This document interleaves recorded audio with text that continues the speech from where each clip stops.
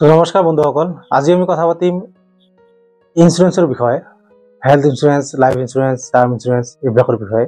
এইবিলাক বস্তু কি হয়, কেনেকৈ কাম কৰে, আৰু এইবিলাক ইঞ্চুৰেঞ্চ কিয় জৰুৰী, আৰু কেনেকৈ আৰু ক'ৰ পৰা আমি এইবিলাক ইঞ্চুৰেঞ্চ কৰিব পাৰি। চাওক, ইঞ্চুৰেঞ্চ আমি কিয় কৰিব লাগে। আমি যেতিয়া গাড়ী কিনো, গাড়ীৰ ইঞ্চুৰেঞ্চ কৰোঁ, কিন্তু আমি নিজৰ হেল্থৰ কাৰণে বা নিজৰ ফেমিলিৰ ফিউচাৰৰ কথা চিন্তা কৰি পেলাই টাৰ্ম ইঞ্চুৰেঞ্চ বা লাইফ ইঞ্চুৰেঞ্চ নকৰোঁ বহুতে।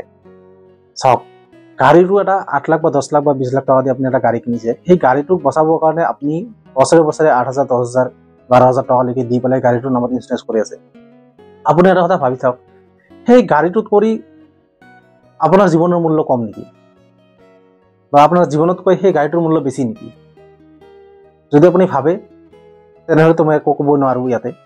আৰু যদি আপুনি ভাবে যে নহয়, সেই গাড়ীটোত কৰি আপোনাৰ জীৱনৰ মূল্য বেছি, তেনেহ'লে আপুনি ইঞ্চুৰেঞ্চ কৰাটো বহুত জৰুৰী। কাৰণ ইঞ্চুৰেঞ্চ কৰিলে কি হয়, আমি সাধাৰণতে চাব গ'লে আমি যেতিয়া হস্পিটেল এটাত সৰু সুৰা বেমাৰ এটা লৈ পেলাই যদি গভৰ্ণমেণ্ট হস্পিটেলত যাওঁ, তেনেহ'লে ভাল ট্ৰিটমেণ্ট নাপাওঁৱে।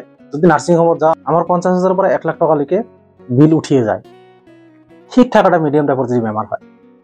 তো আপুনি ভাবি চাওক, যদি আপুনি মাহে 700-800 বা 1,000 টকা, বছৰত 8,000 পৰা 10,000 টকা দি পেলাই যদি আপুনি সেই আপোনাৰ বছৰত কিবা এটা বেমাৰ হ'ল, বা কোনো বছৰত নহ'ল, নেক্সট ইয়াৰত হ'ল, সেই বেমাৰটো যদি আপুনি কভাৰ পাই যায়, আপোনাৰ 10,000 টকাত আপুনি 2 লাখ টকাৰ 5 লাখ টকাৰ আপুনি ট্ৰিটমেণ্ট পাই আছে।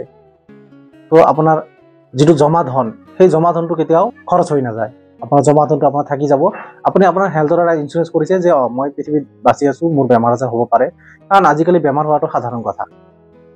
গতিকে আপুনি হেল্থ ইঞ্চুৰেঞ্চ কৰিলে সেই বেনিফিটটো আপুনি বহুত ভালকৈ পায়। একেদৰে আপুনি যদি আপুনি ভাবে যে না, মই ফেমিলিত অকলে ইনকাম কৰোঁ, মই নাথাকিলে আমাৰ ফেমিলিৰ অৱস্থা বেয়া হৈ যাব, তেনেহ'লে আপুনি লাইফ ইঞ্চুৰেঞ্চ আৰু টাৰ্ম ইঞ্চুৰেঞ্চ, বিশেষকৈ টাৰ্ম ইঞ্চুৰেঞ্চ কৰাটো বহুত বেছি জৰুৰী। ইয়াতে মোৰ কোনো পাৰ্চনেল বেনিফিট নাই। মই আপোনালোকে ইঞ্চুৰেঞ্চ কৰিলে মোৰ কোনো বেনিফিট নহয়, কাৰণ মই কোনো এজেণ্ট নহয়। আপোনালোকে ইঞ্চুৰেঞ্চ কৰিলে মোৰ ইয়াতে কোনো পাৰ্চনেল বেনিফিট নহয়। তথাপি মই বস্তুখিনি আপোনালোকৰ লগত আলোচনা কৰিছোঁ, যাতে আপোনালোকে গম পায় যে যিবিলাক ধনী ধনী মানুহ আছে, যিবিলাক পইচা থকা মানুহ আছে, সিহঁতে এই ইঞ্চুৰেঞ্চবিলাকৰ পৰা কিমানখিনি বেনিফিট উঠায়, আৰু কেনেকৈ সিহঁতে এই ইঞ্চুৰেঞ্চবিলাক কৰি পেলাই নিজৰ ধন সংৰক্ষণ কৰে, পইচা বচাব পাৰে, সেইখিনি বস্তুৰ বিষয়ে আমি আলোচনা কৰিম। ইঞ্চুৰেঞ্চ মানে কি বুজে আপোনালোকে? যে আমি যদি কিবা এটা বস্তুৰ ইঞ্চুৰেঞ্চ কৰোঁ, ধৰি লওক যদি হেল্থ ইঞ্চুৰেঞ্চ কৰোঁ, তো আমাৰ হেল্থত যদি কিবা প্ৰব্লেম আহে, কিবা বেমাৰ আহে, তেনেহ'লে ইঞ্চুৰেঞ্চ কোম্পানীয়ে সেই পইচাটো পে' কৰে। হস্পিটেলৰ যিটো বিল আহে, সেই বিলটো পে' কৰে। যেনেকৈ গাড়ীৰ ইঞ্চুৰেঞ্চ আছে, গাড়ীৰ ইঞ্চুৰেঞ্চে কি কৰে, যেতিয়া আপুনি থাৰ্ড পাৰ্টি, ফাৰ্ষ্ট পাৰ্টি দুটা ইঞ্চুৰেঞ্চে কৰে, তেতিয়া যদি আপোনাৰ গাড়ীটো এক্সিডেণ্ট হয়, কোনোবা বেলেগ এটা গাড়ীৰ লগত এক্সিডেণ্ট হওক, বা গছত লাগি পেলাই এক্সিডেণ্ট হওক, বা কোনোবা এটা মানুহৰ লগত খুন্দা মাৰি পেলাই এক্সিডেণ্ট হওক, তেতিয়া যেতিয়া থাৰ্ড পাৰ্টি ইঞ্চুৰেঞ্চ থাকে, তেতিয়া আপোনাৰ গাড়ীটো নহয়, সেই যোন ব্যক্তিজনক আপুনি খুন্দা মাৰিছে, বা আপোনাৰ গাড়ীটোৱে খুন্দা মাৰিছে, বা যোনটো গাড়ীক আপোনাৰ গাড়ীয়ে খুন্দা মাৰিছে, সেই গাড়ীটো বা সেই ব্যক্তিজনৰ যিখিনি লছ আছে, সেই লছখিনি কভাৰ কৰে থাৰ্ড পাৰ্টি ইঞ্চুৰেঞ্চে। আৰু ফাৰ্ষ্ট পাৰ্টি ইঞ্চুৰেঞ্চে আপোনাৰ গাড়ীৰ যিটো ক্ষতি হৈছে, ক'ৰবা ভাঙিছে, ক'ৰবা ডেণ্ট হৈছে, ক'ৰবা কালাৰ গুচি গৈছে, বা যিকোনো ধৰণৰ প্ৰব্লেম হৈছে, সেইখিনি ফাৰ্ষ্ট পাৰ্টি ইঞ্চুৰেঞ্চে আপোনাক কভাৰ কৰে। ঠিক একেদৰে হেল্থ ইঞ্চুৰেঞ্চ, টাৰ্ম ইঞ্চুৰেঞ্চ আৰু লাইফ ইঞ্চুৰেঞ্চ, তিনিটা বেলেগ বেলেগ ইঞ্চুৰেঞ্চ। তো প্ৰথমে কৈছোঁ মই হেল্থ ইঞ্চুৰেঞ্চৰ কথা। হেল্থ ইঞ্চুৰেঞ্চ হ'ল আপুনি যদি ইঞ্চুৰেঞ্চ কৰি ৰাখে, আপোনাৰ হেল্থৰ ইঞ্চুৰেঞ্চ কৰি ৰাখে, তাতে বহুতখিনি বস্তু কভাৰ আহে, কভাৰ নাহে, এইবিলাক বস্তু চাই চিতি পেলাই যদি আপুনি ইঞ্চুৰেঞ্চ কৰি ৰাখে, তেতিয়াহ'লে আপোনাৰ যদি ভৱিষ্যতে কিবা ডাঙৰ বেমাৰ হয়, যেতিয়া আপুনি হস্পিটেলত গৈ পেলাই ট্ৰিটমেণ্ট কৰিব, সেই ট্ৰিটমেণ্টৰ পইচাখিনি, যিমানখিনি পইচা লাগে, সেই পইচাখিনি সেই ইঞ্চুৰেঞ্চ কোম্পানীয়ে আপোনাক পে' কৰিব। আপুনি 1 টকা পে' কৰিব নালাগে। হয়তো মিনিমাম কেতিয়াবা প্ৰচেছিং ফিজ 1,000, 2,000 টকা খৰচ কৰিব লগা হ'ব পাৰে। আপুনি ভাল এটা দামী নাৰ্ছিং হোমৰ AC ৰুমত ট্ৰিটমেণ্ট পাব, কিন্তু আপোনাক 1 টকাও খৰচ কৰিব নালাগে। ঠিক একেদৰে টাৰ্ম ইঞ্চুৰেঞ্চ হ'ল, আপুনি যদি টাৰ্ম ইঞ্চুৰেঞ্চ কৰে, এটা টাৰ্ম থাকে যে আপুনি 30 বছৰৰ পৰা 60 ইয়াৰ্ছৰ, 30 ইয়াৰ্ছৰ পৰা 60 ইয়াৰ্ছৰ, বা 20 ইয়াৰ্ছৰ পৰা 60 ইয়াৰ্ছলৈকে এটা টাৰ্ম থাকে।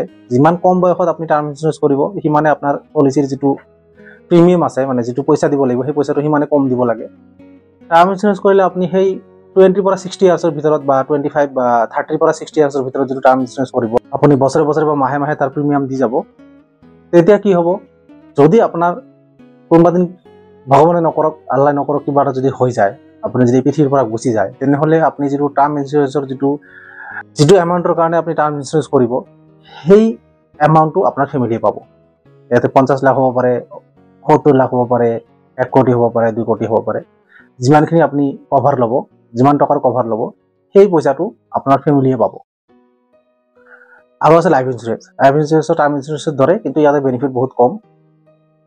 আপুনি লাইফ ইঞ্চুৰেঞ্চ কৰিলেও ঠিক একেদৰে আপোনাৰ লগত যদি কিবা দুৰ্ঘটনা হৈ যায়, তেনেহ'লে আপোনাৰ ফেমিলিয়ে সেই পইচাটো পাব। লাইফ ইঞ্চুৰেঞ্চ আৰু টাৰ্ম ইঞ্চুৰেঞ্চৰ মাজত অলপ ডিফাৰেঞ্চ থাকে।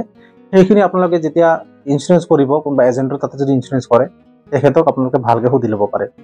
গতিকে আশা কৰিছোঁ আপোনালোকে ভিডিঅ'টো বুজি পাইছে। Health insurance, term insurance, life insurance এইবিলাকৰ বিষয়ে আপোনালোকে কৰাটো জৰুৰী হয় নে নহয়, সেইটো সম্পূৰ্ণ আপোনাৰ ডিচিশ্যন। কিন্তু মই ভাবোঁ যদি আপুনি হেল্থ ইঞ্চুৰেঞ্চ আৰু লাইফ ইঞ্চুৰেঞ্চ আৰু টাৰ্ম ইঞ্চুৰেঞ্চ কৰে, তেনেহ'লে আপোনাৰ ফিউচাৰটো বহুত বেছি চিকিউৰ হ'ব। ধন্যবাদ। যদি ভিডিঅ'টো ভাল লাগে, মোৰ চেনেলটো ছাবস্ক্ৰাইব কৰিব, মোৰ পেজ ফ'ল' কৰিব, লাইক কমেণ্ট শ্বেয়াৰ কৰিব। যিবিলাক মানুহে বুজি নাপায় সেইবিলাক মানুহক শ্বেয়াৰ কৰিব। আশা কৰিছোঁ ভালে আছে, ভালে থাকক। ধন্যবাদ।